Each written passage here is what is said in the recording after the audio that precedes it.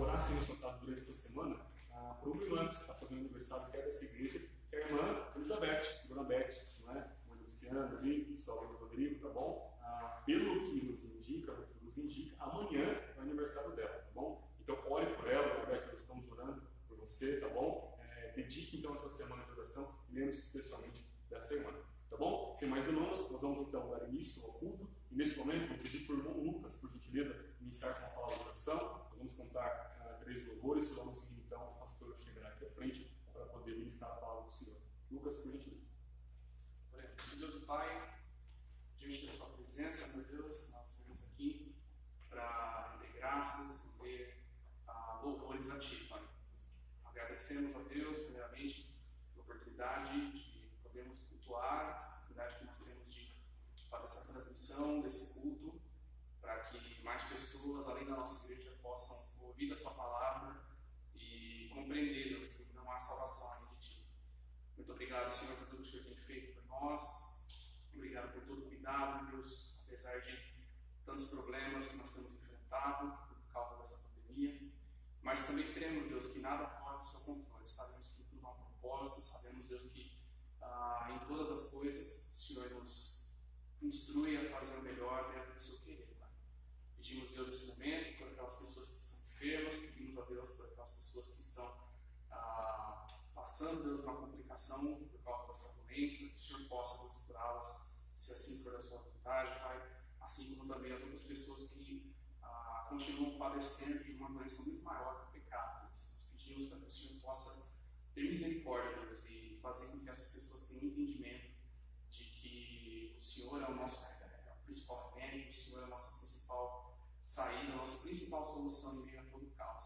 Muito obrigado por tudo. Nós te louvamos e agradecemos por tudo que o Senhor é, Pai. Em nome de Jesus, amém.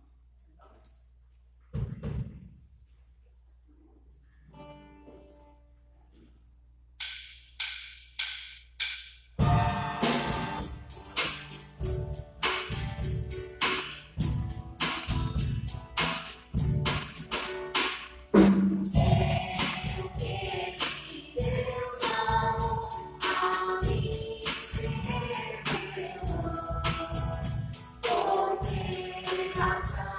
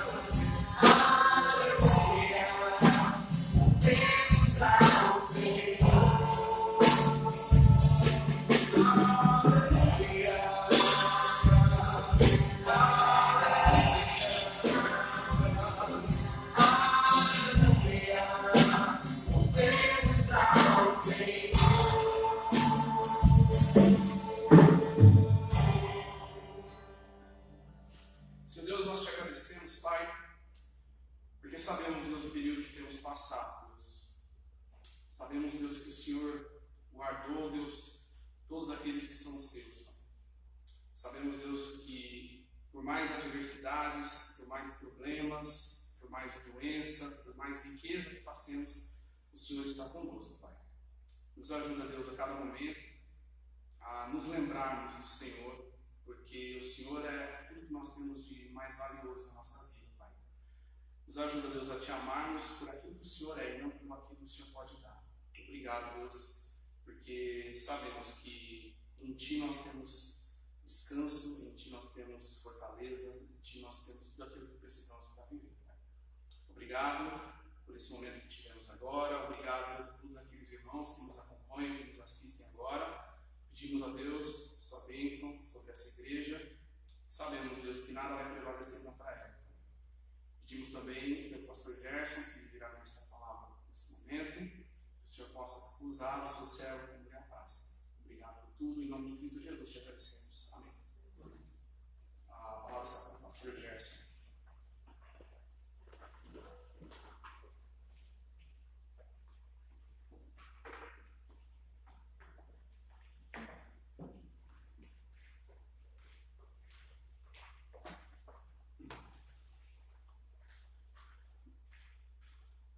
Boa noite a todos.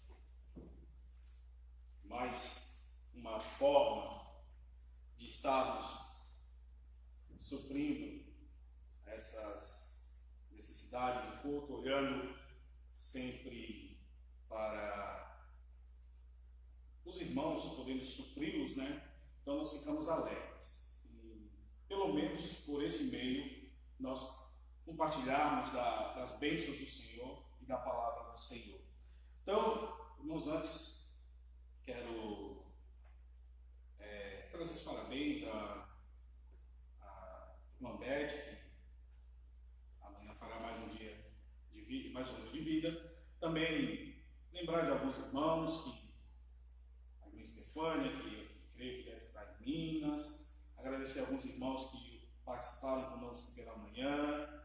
Enfim, nós temos aqui nos empenhado, os irmãos da diretoria, o Rodrigo, com todo o carinho, tentado suprir, o Lucas, usando até de algumas ferramentas próprias para nos ajudar nessa live. Enfim, temos que agradecer a Deus pela vida desses irmãos que têm se colocado ao serviço, ao trabalho do Senhor. Então nós queremos agradecer. Quero lembrar aos irmãos, como já foi avisado, nas quartas-feiras, às 19h30, nós estamos fazendo culto através do aplicativo Zoom. Fiquei alegre hoje, pois alguns irmãos que nunca tinham participaram conosco. É um momento de agradecermos, de compartilharmos das bênçãos do Senhor. Então isso é especial demais. Então, irmãos,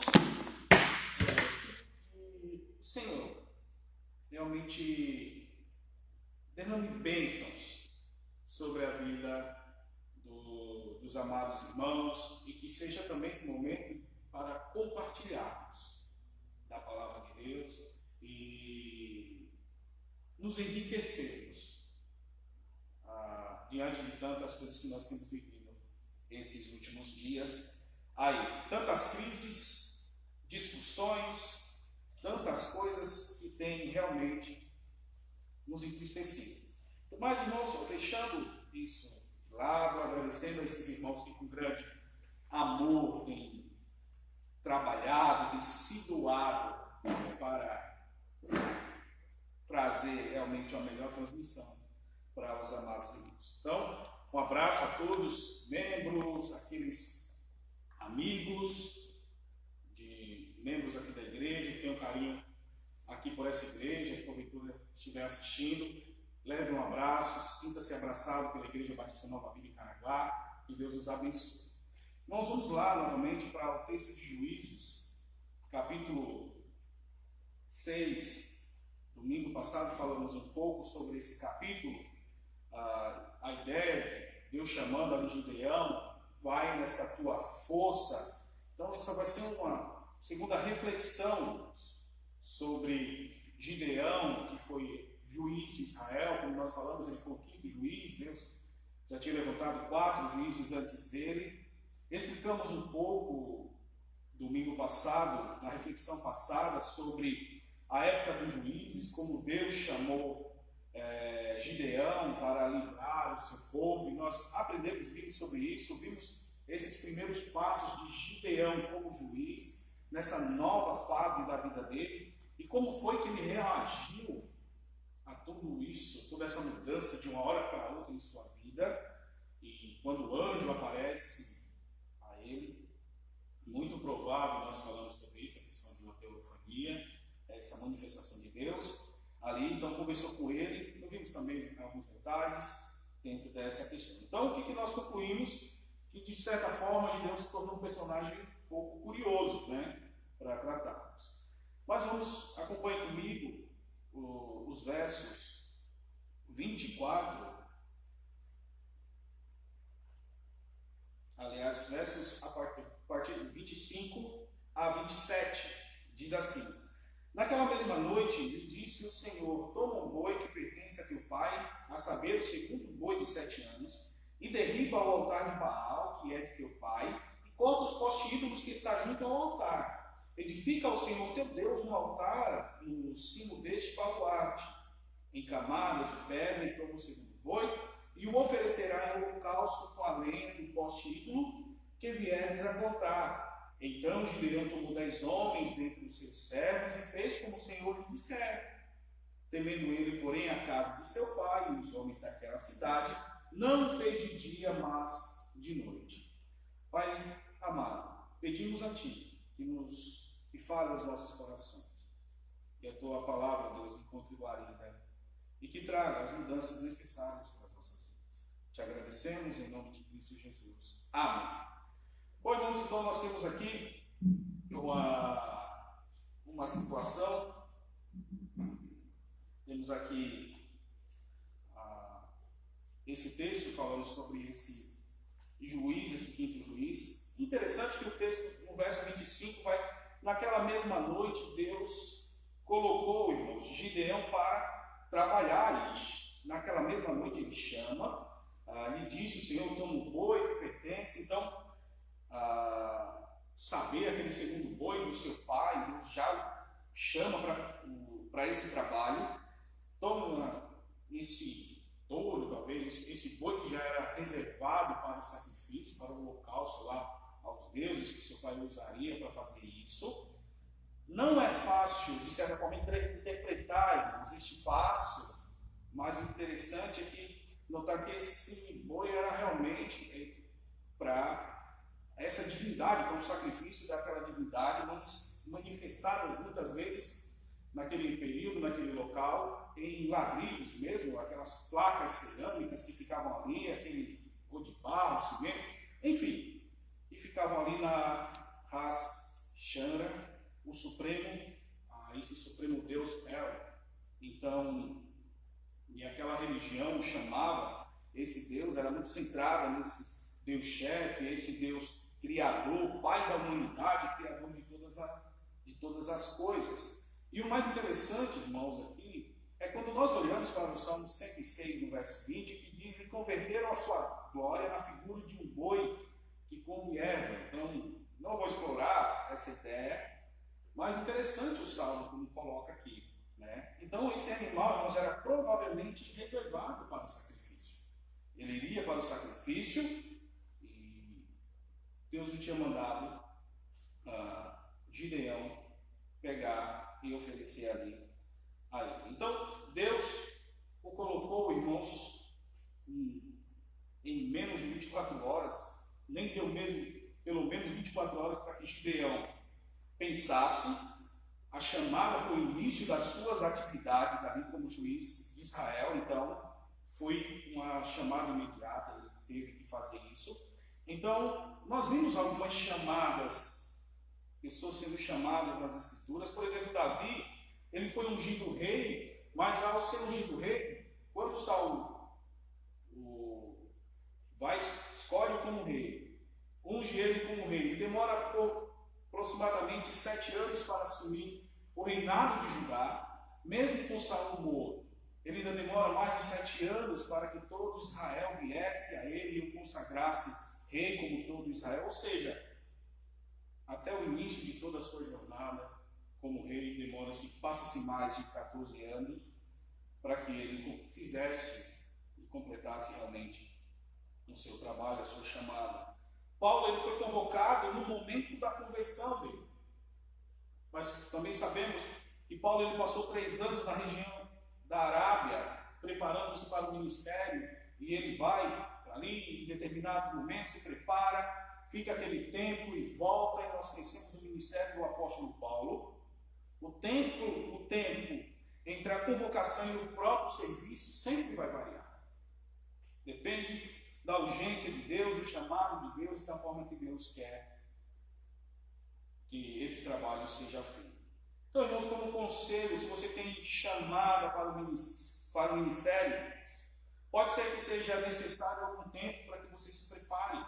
E seja que área for que Deus tenha chamado para você trabalhar, seja que momento for, para que situação seja, é necessário muitas vezes nos prepararmos. Se é o ministério, o seminário, o próprio tempo de estudo no seminário vai fazer com que você se aperfeiçoe, para que você realmente compreenda, aprenda a usar todas as ferramentas, compreenda a palavra de Deus. Então é um momento que nós vamos aprender ali no seminário, convivendo com outros alunos, recebendo realmente tantas informações acerca da palavra de Deus, da vida cristã, nos preparando para poder assim atuar, trabalhar na obra do Senhor com alegria e com grande empenho. Mas pode ser, irmãos, que de repente você comece a pregar, é chamado em uma necessidade, você comece a pregar e desempenhar a sua chamada, e quando você menos esperar, você já está ali, trabalhando, fazendo a obra do Senhor em plena atividade, e Deus permitiu que você fizesse isso com grande empenho, com grande alegria, seja lá como for. O que eu quero que você tenha em mente é que você deve se dispor, se colocar à disposição de Deus. E interessante, irmãos, essa expressão que ele usa aqui no verso 25, naquela mesma noite,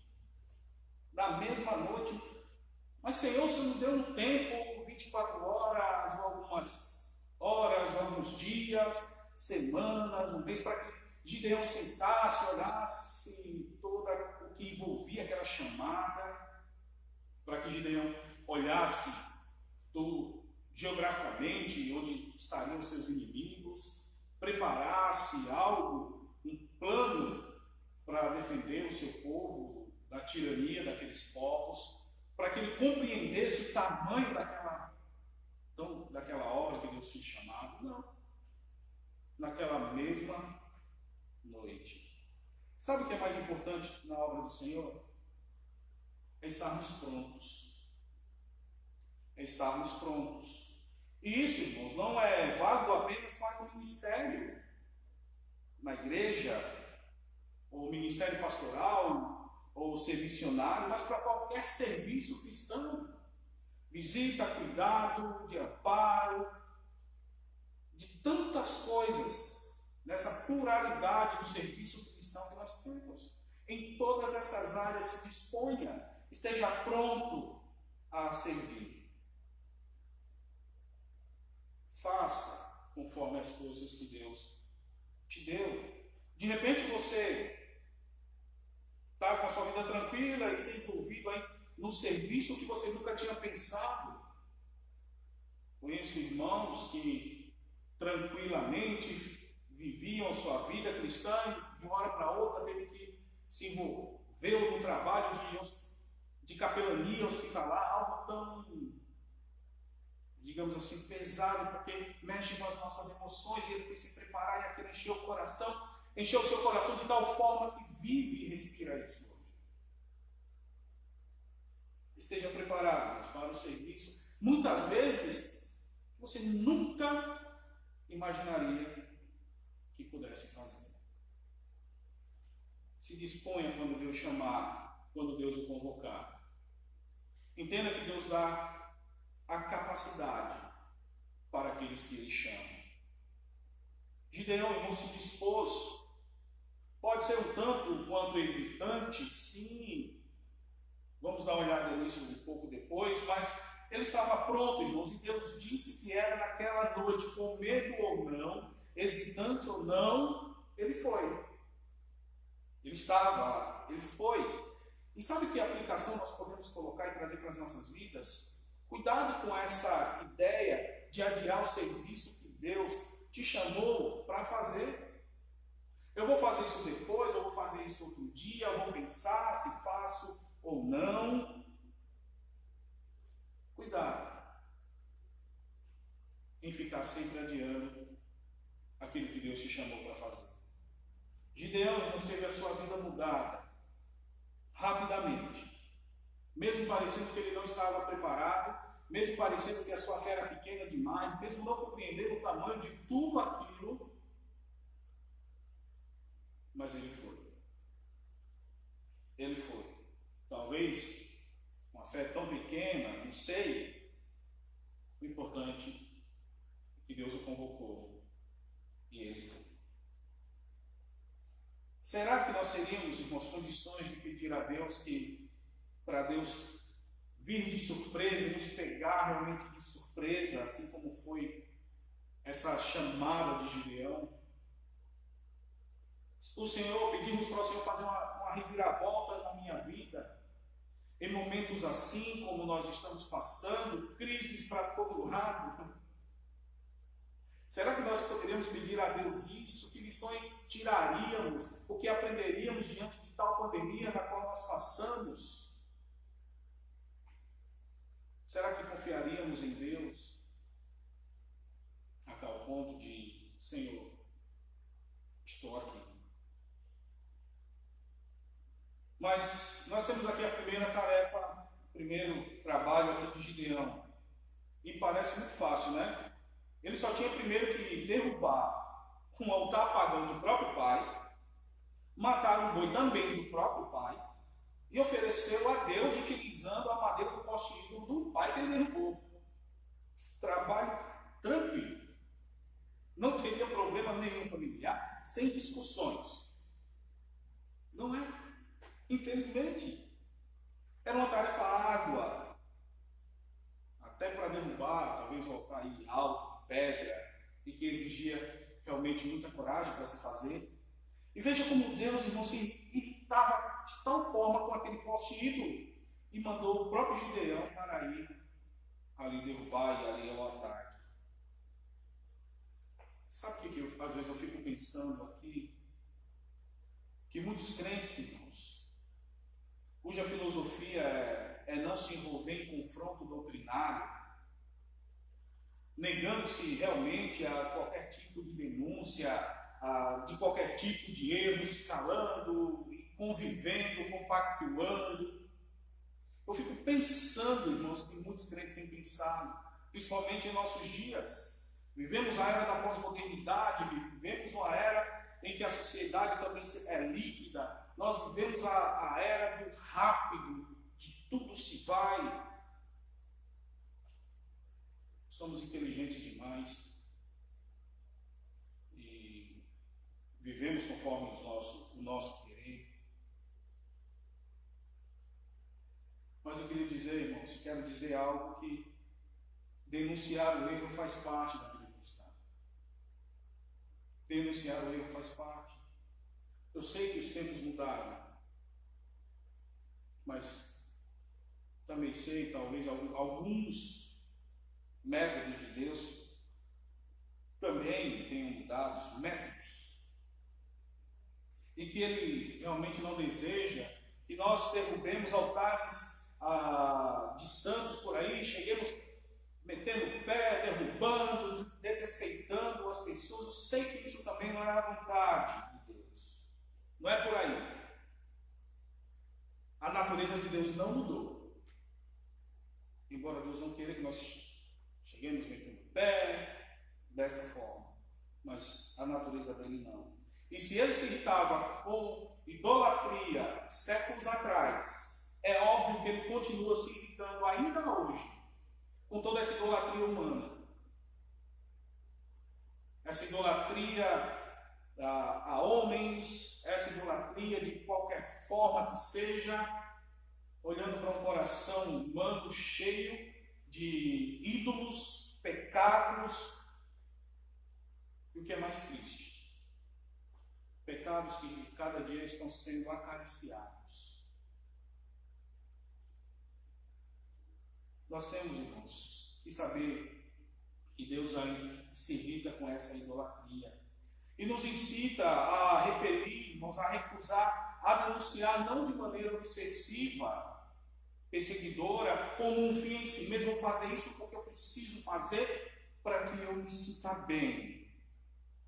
Não precisamos fazer de forma sábia, apropriada, embora corajosa também, porque exige coragem para rebater tal idolatria, mas sempre com sabedoria dos altos céus. O mínimo que devemos fazer, irmãos, é nos afastar de práticas que são baseadas em más doutrinas. Quantos crentes, irmãos, têm se ajuntado com pessoas totalmente contrárias à vontade de Deus? Quantas pessoas têm comungado com essas pessoas, têm feito que a sociedade tem perdido e misturado em meio a tudo isso que nós vivemos? Crentes irados, crentes briguentos, crentes que se dizem crentes desonestos. Quantos crentes têm se juntado com pessoas assim, feito tal sociedade? Eu creio, irmãos, que tudo isso deve ser irritante a Deus. Um crente que trabalha junto com, olhando aqui para a sociedade, que comunga com os que chamam os cristãos de tolos, crentes que se calam e andam de mãos dadas, negando sua fé, enfatizando pontos comuns a eles e fechando os olhos para outras coisas. Crentes que abafam sua fé para viver bem com os ímpios. Crentes que não têm salgado, não têm sido sal da terra e luz do mundo. No verso 27, como nós lemos, Gideão ele tomou 10 servos para ajudá-lo. E ele fez o que Deus mandou. Imagina a dificuldade que era fazer tudo aquilo, tudo que estava implícito em tal trabalho, em tal tarefa que ele tinha que cumprir. E 10 aqui dos seus servos, irmãos, seduzidos pela a sua força, pela sua personalidade, eles ajudam a Gideão, e de certa forma, que é um ato heróico mesmo aqui, arriscando ser repudiado pela sua família, arriscando ser morto pelos seus.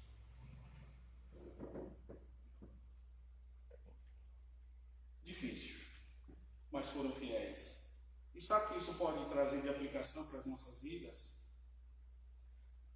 Deus sempre exigirá para que nós lhe demos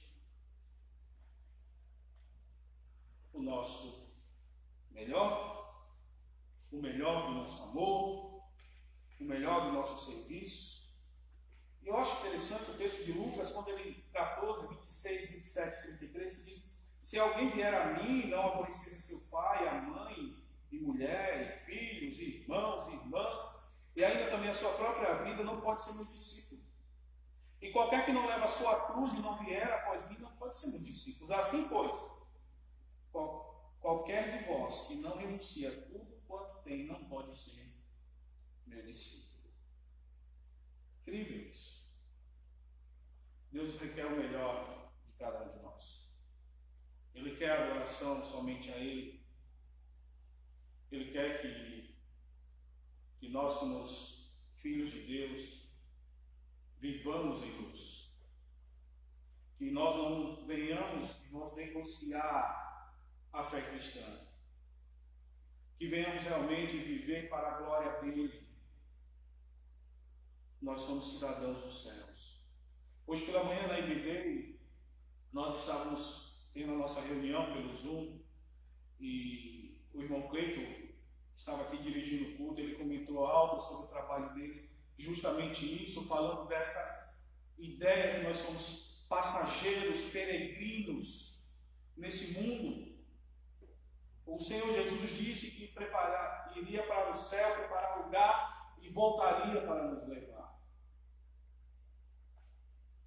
Então, por que, irmãos, nós vivemos afundados, negociando a fé cristã?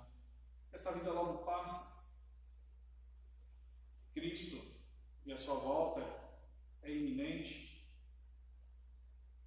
Mas voltando aqui, irmãos, no detalhe no verso 27, ele vai dizer, temendo ele. Então Gideão tomou 10 homens dentre os seus servos e fez como o Senhor lhe dissera. Temendo ele, então ele teve medo do pai e dos parentes dos homens daquela cidade. Por isso, ele foi de noite, talvez mais precaução do que medo aqui. E com razão, irmãos, ele estava com essa precaução, talvez, muito provável, mas não parece ter sido covardia, irmãos, e nem desobediência, até porque Deus não marcou a hora para que ele fosse. Deus não marcou aquela hora. E mesmo de noite foi preciso coragem para fazer tal obra que Deus tinha mandado.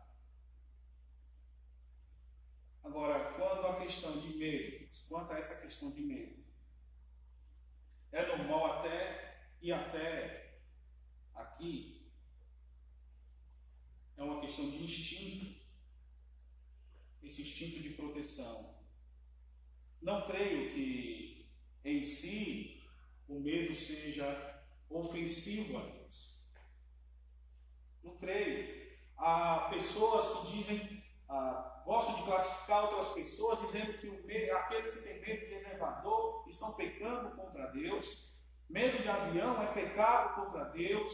Medo disso é pecado, daquilo você tem medo, mostra desconfiança, você não crê em Deus e tudo isso é pecado. E vai falando sobre essas coisas. Eu não compartilho desse pensamento. Quem tem medo é porque não confia em Deus. Pronto. Eu não creio que seja bem assim. O medo é instintivo. Questão de medo, irmãos, é algo muito complicado. Vai variar de pessoas. Medo é normal até em animais, inclusive, é algo instintivo. Eu não sei se você, por exemplo, teria coragem de dizer para um irmãozinho que está parado com o carro à meia-noite num lugar esquisito, com a sua esposa, os seus 3 filhos, o carro quebrado, e passar e perguntar para ele se ele está com medo, e ele dizer que está com medo, e você dizer é falta de fé, e isso é pecado. Eu ficaria com medo se esse irmão dissesse que não estava com medo. Ele não só pode não ser normal. Se não tivesse medo, ele era muito frio. Agora tem uma questão. Se Deus dá a ordem específica para você, uma ordem clara, como fez aqui com Gideão e fala, não temas, vá que eu sou contigo, vai nessa tua força, eu estou aqui, vai com o que você tem, com o que precisar, eu te suprirei. Nesses casos, creio que o medo pode realmente, de certa forma, amagoar a Deus. No serviço cristão, irmãos, se tiver medo, ore. Quantos de nós temos medo? Uns medo de falar em público, outros medo de tocar, outros têm medo de injeção, outros têm medo de falar idiomas perto de um nativo, outros têm medo de andar à noite, outros medo de tantas coisas, de sapo, e vai aquela coisa, tanto medo. Quantos de nós não temos? Mas no serviço cristão, se tiver medo, ore. Senhor, não permita que o meu medo te ofenda. Se for instinto ou prudência, tudo bem. Se for para me privar de algo ruim, ótimo. Se for para me fazer repensar atitudes, caminhos, lugares, perfeito.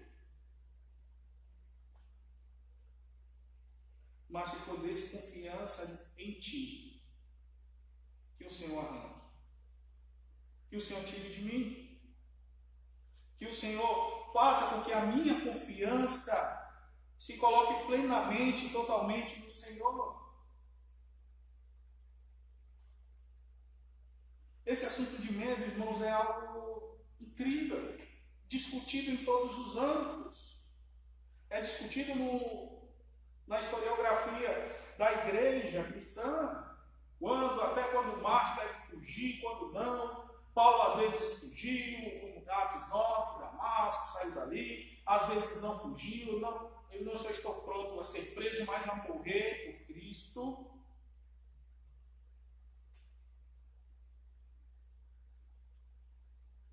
Se houvesse meios no ministério de fazer algo, peça a Deus para que tire. Mas se for algo instintivo para que você não tenha danos, isso é bom. Para que você repense algumas atitudes, algumas falas, alguns caminhos. Ele é bom. Verso 28 a 32. Ele diz: levantando-se, pois, de madrugada, os homens daquela cidade, eis que estava o altar de Baal derribado, e o postíbulo que estava junto dele cortado. E o referido segundo boi fora oferecido num altar edificado. E uns aos outros diziam: quem fez isso? E perguntando, inquirindo, disseram: Gideão, o filho de Joás, fez essa coisa. Então os homens daquela cidade disseram a Joás: leva para fora o teu filho para que morra, pois derribou o altar de Baal e cortou os postíbulos que estava junto dele. Porém Joás disse a todos os que se puseram contra ele: contenderei vós por Baal? Livrá-lo-eis vós? Qualquer que por ele contender, ainda esta manhã será morto. Se é Deus, que por si mesmo contenda, pois derribaram o seu altar. Naquele dia Gideão passou a ser chamado de Baal, porque foi dito: Baal contenda contra ele, pois ele derribou o seu altar. Então no dia seguinte, irmãos, os homens descobrem todas as coisas, descobrem o que tinha acontecido, irados e certamente aqui chocados, procuram saber quem foi, e logo descobrem que foi Gideão. Vão até a casa de Gideão, ali do seu pai, e pedem para que tirem, coloquem Gideão para fora, para que eles o matassem. E Joás, o seu pai, usa de um argumento interessantíssimo, né? Se Baal é Deus, se defenda. É tão ofensivo defendê-lo que seja morto quem o fizer. Argumentos interessantes aqui. Agora a pergunta: se Joás era adorador de Baal, por que ele agiu de tal forma? Talvez aqui duas opções. Primeiro, ele não era muito convicto, e o amor pelo filho falou muito mais alto. Como muitos religiosos de hoje, sem convicção, seguem apenas pela tradição, pela conveniência. Infelizmente, muitas pessoas seguem dessa forma. Então, quando vai surgindo as dificuldades, vão surgindo alguns empecilhos realmente, eles acabam deixando de lado, estão servindo até o ponto que todos concordem com ele. Quando acham alguma resistência, logo deixa de lado. Dizem que fazem a obra para o Senhor, vivendo para o Senhor. Portanto, quando é chamado a atenção, deixa de lado, joga tudo para cima e vou embora. Quantas pessoas existem dessa forma? Talvez Joás aqui ele não era muito convicto desse Deus que ele adorava e que o amor pelo filho falou muito mais alto. Ou uma segunda opção, ele era convicto e achava sinceramente que os adoradores não deveriam se meter, mas deixar que Baal resolvesse a sua briga. Agora o argumento é muito interessante e atraente, irmãos, mas entenda que também não é sempre válido aqui. O próprio Deus verdadeiro não quis derrubar o altar de Baal e mandou que o seu servo, Gideão, fosse lá e derrubasse. Claro que poderia ter contendido por ele próprio, poderia ter feito isso. E de fato, muitas vezes Deus age assim sozinho. E toma a providência, fazendo da sua forma indiretamente. E isso serve de conforto. Quando nós enfrentamos problemas grandes demais para nós, que nós não temos conseguido suportar, seja como for, por incrível que pareça, Joás conseguiu convencer todo aquele povo e eles nada fizeram ao seu filho. Se pudéssemos, irmãos, ser maleáveis ao Espírito Santo, como as roupas são ao corpo, com uma coragem de certa forma heróica,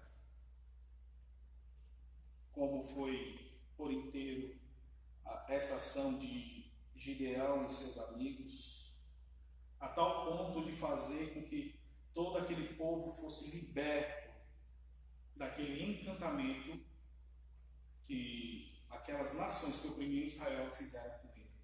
Tal obra fez com que tudo aquilo fosse desfeito.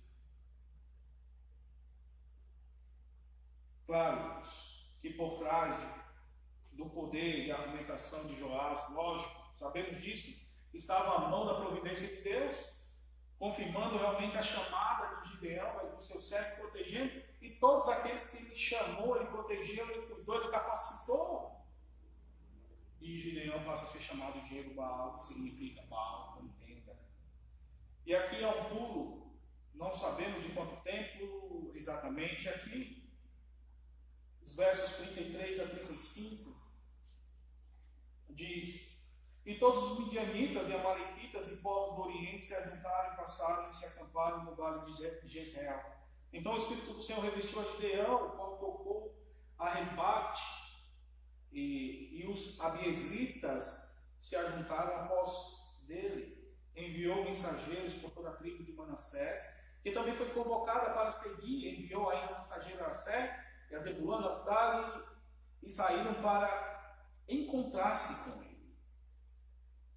Midianitas e outros povos, irmãos, se ajuntaram no vale, preparando-se para atacar Israel. Ali nós vimos semana passada. O Espírito do Senhor, ele reveste a Gideão, manda convocar a própria família para a batalha, depois o restante da tribo, e depois outras tribos do norte, aqui. Todos atendem aqui a esse chamado, prova que Deus realmente era com Gideão, e nós vimos isso. Os versos 36 em diante diz: Disse Gideão a Deus: Se hás de livrar Israel por meu intermédio, como disseste, eis que eu porei uma porção de lã na eira, se o orvalho estiver somente nela e secar a terra ao redor, então conhecerei que hás de livrar Israel por meu intermédio, como disseste. E assim sucedeu, porque ao outro dia se levantou de madrugada e, apertando a lã do orvalho dela, espremeu uma taça cheia de água. Famosa passagem da lã. Por fora, Gideão era um homem intrépido, que assumiu a liderança de Israel, convoca o povo para enfrentar os problemas e os seus inimigos. Temos esse homem pronto para servir. Por dentro, realmente, ele era um homem frágil, vacilante. talvez desconfiado, fraco na questão da fé, mas temos algo precioso nesse homem à disposição dele. E ele diz assim: se has de livrar Israel por meu intermédio, como disseste. Então o próprio Gideão, irmãos, reconhece que Deus já havia dito que livraria Israel por intermédio dele. Ele sabia disso. E alguém até poderia perguntar para Gideão: mas para que outra prova, Gideão? Para você a palavra de Deus já não é suficiente? E ele diria: claro que é. Mais uma provinha a mais, sempre é bom, não faz mal a ninguém. O problema, irmãos, é que uma fé pequena precisa sempre de comprovações e mais provas, sempre, e pede de novo, e pede se a lã estiver molhada e seca ao redor, é porque Deus iria livrar Israel por intermédio dele. Veja como Gideão de novo fala: como disseste. Isso comprova, irmãos, que para ele a palavra de Deus tinha valor. Ele só queria um reforço. Até porque a modesta fé dele pedia ou exigia isso. Quantos de nós não pedimos sempre esse reforço, pedimos sempre de Deus? E Deus pacientemente atendeu. Aí pronto, né? O Gideão agora entendeu, convenceu, está tudo certo, hashtag partiu luta. Não. O verso 39 a 40 diz: disse mais Gideão: não se acenda contra mim a tua ira, se ainda falar só esta vez. Rogo-te que mais esta vez faça eu a prova com a lã, que só a lã esteja seca e na terra ao redor haja orvalho. E Deus assim o fez naquela noite, pois só a lã estava seca e sobre a terra ao redor havia orvalho. É incrível, Gideão pede mais uma prova. Sabe o que é interessante? Ele faz isso agora ao contrário. Só a lã seca e molhada todo o redor. E mais incrível ainda, irmãos, é que Deus atende. Deus atende, sem reclamar. E Deus faz. Pergunta: por que Deus não se irritou? Por que Deus falou: peraí, gente, de novo, já não te mostrei tantas evidências? Por que se dispôs a conceder 2 vezes o pedido de Gideão numa coisa totalmente desnecessária? Gideão, irmãos, cria em Deus, ele queria obedecer. Ele tinha boa vontade, mas simplesmente sua fé era pequena. Não conseguia deixá-lo tranquilo. Talvez por humildade ele se achava pequeno demais. E não é para menos um trabalho tão grande como esse senso de pequenez nossa é constante. Talvez isso tivesse secado demais. Tudo que ele queria era um pouco mais de convicção. Não é uma questão de ser mais fiel, porém de ser mais convicto. Ele não podia ter, irmãos, uma convicção maior do que a sua fé podia fornecer. Quando Deus olhava, irmãos, o coração de Gideão, ele via sinceridade até uma grande luta no coração dele. E que luta era essa luta interna? Vontade de trabalhar, mas falta de convicção. Vontade de trabalhar versus falta de convicção, que o deixava confuso e o deixava angustiado. Mas como nós já estamos um bom tempo, quero terminar com 2 lições. Se você tem disposição de servir a Deus, mas sua fé necessita de algumas provas ou indicações, peça a Deus. Deus tem um coração larguíssimo, muito largo, para esse tipo de atitude. Clame a Deus, pergunte: Senhor, eu quero servir, mas a minha fé não acompanha e eu vivo constante briga interna e medos, me ajuda a enxergar. Peça a Deus. O que você não deve dizer é o seguinte: eu não sei se Deus quer que eu faça isso. Vou esquecer o assunto. Vai adiante. Disponha-se, busque a Deus como fez Gideão, peça orientação, mas seguindo sempre em frente. Talvez pedindo sinais mais razoáveis do que Gideão, não tão esquisitos aqui. Mas com esse espírito, irmãos, Deus não se irritará, com certeza Ele não se irritará com você. Ele vai compreender e terá paciência de tudo isso que nós temos passado e temos clamado a Ele. Ele nunca cobrará um serviço de fé maior do que você possa fazer. Nunca. O que cobrará, sim, irmãos, é esforço próprio, súplica a Ele, para que Ele aumente a nossa fé. E a segunda lição, irmãos, que podemos tirar é: se você tem ou acha que tem fé robusta, tenha paciência com quem não tem. É muito rápido e muito fácil nos irritarmos com as pessoas que não têm acompanhado, talvez, a robustez da nossa fé. E achamos que somos melhores. Não somos. Tenha paciência. Ajude os outros a fortalecer também a sua fé, a crescer.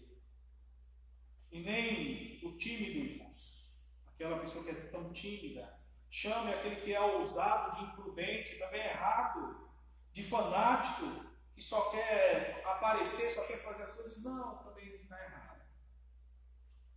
Cada um se comporte diante de Deus e dos outros conforme a fé que tem. Eu quero concluir no texto de Romanos, capítulo 14, para concluir nossa mensagem de hoje. Romanos 14, verso 22, diz: a fé que tens para ti mesmo perante Deus. Bem-aventurado é aquele que não se condena naquilo que aprova. Cada um se comporte diante de Deus e dos outros conforme a fé que tem. Que Deus nos abençoe em todas essas lições preciosas. Que Deus continue a cuidar do seu povo. Encerramos aqui o culto e Deus derrame bênçãos sem medida sobre a vida de cada irmão e que realmente possamos extrair lições preciosas para as nossas vidas. Vamos orar.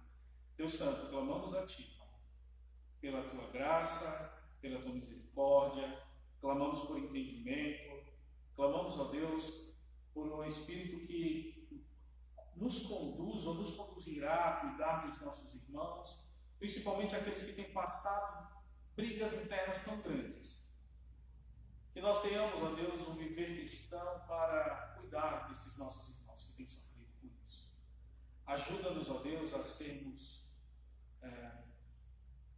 pacientes, a sermos voluntariosos, ó Pai, no cuidado desses nossos irmãos. Que haja em nós, ó Deus, um espírito de brandura. Que venhamos, ó Deus, cuidar da vida cristã de cada irmão nosso. Que sejamos luz, que sejamos, ó Deus, pessoas comprometidas com o crescimento de cada um.